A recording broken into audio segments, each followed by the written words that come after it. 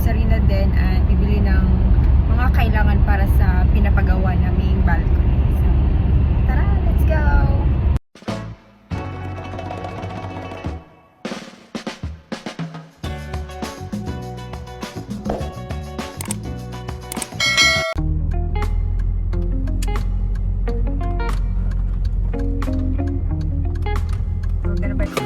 So we need to buy like this, 7 like this.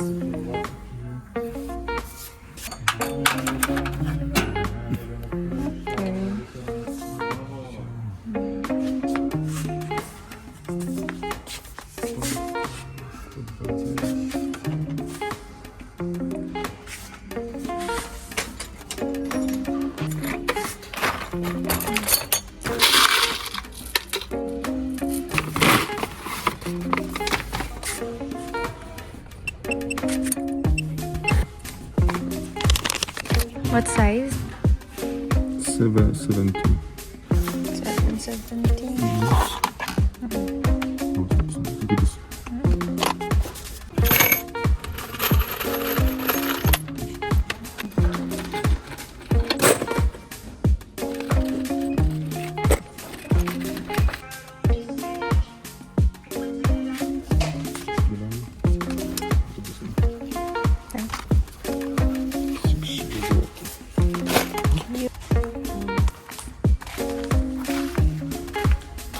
Like this, baby.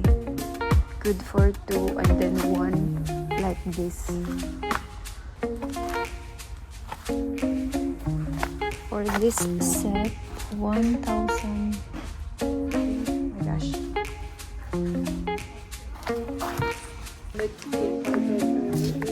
And for the flowers, I want color 1, honey flower color 1. Oh, this is so nice. This one for each side, boss. For each side. Color what? It's only 2 meters. 2 meters. Longer, yeah. Much longer.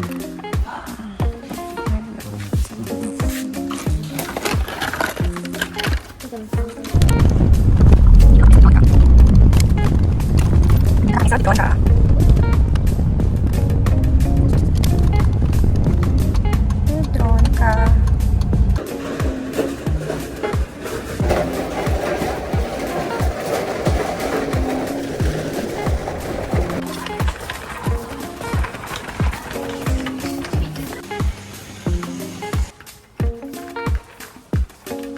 And pauwi na kami ngayon. Nabili na namin yung lahat namin kailangan bilhin. Mamaya, pagkadating namin sa bahay, kailangan namin ulit magpintura ng mga kahoy. Kasi madami pa kaming kailangan pinturahan.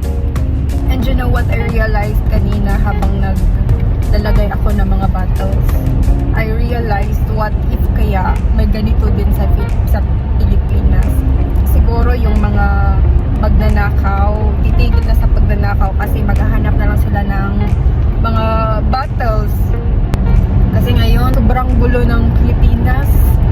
Imbis na gusto mo magbakasyon, parang ang hirap magbakasyon ngayon sa Pilipinas talaga. Sobrang gulo. And alam niyo ba, happy ngayon ang asawa ko kasi may nakita kaming actor and actress sa Biedronka. Actually, hindi ko kilala. Kasi nga, di ba, Polish. Hindi naman ako masyado nanonood ng Polish movies. So, yung asawa ko, habang nagpapansin kami sa mga pinag-grocery namin, biglang, uy! Tapos, sabi niya ng Dzień dobry. Tapos, nag-reply sa kanya yung actor. Ng actor Dzień dobry. Oh my God. You happy? Sa buong buhay niya, is this your first time seeing an actor and actress?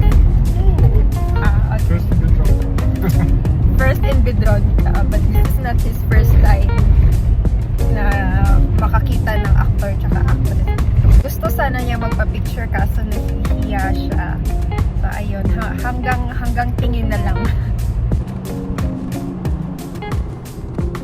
ayun, nakauwi na kami ng bahay. At ilalagay ko lang yung mga pinanggo-grocery ko sa ref or fridge. Tapos, nakabili ako ng shoes. With sneakers. 70 zloty lang.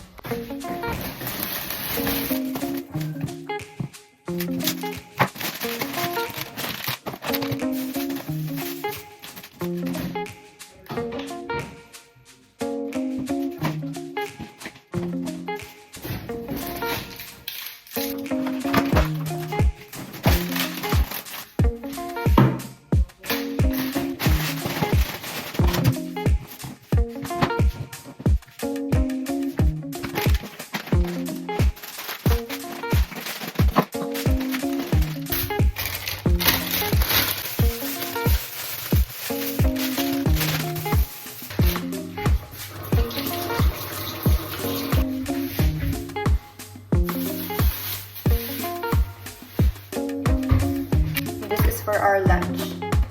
Mamaya ko na tulutuin kasi ngayon ko palang na-defrost. Nakalimutan ko mag-defrost kanina. And that's all for today's video. And see you in our next vlog. Bye!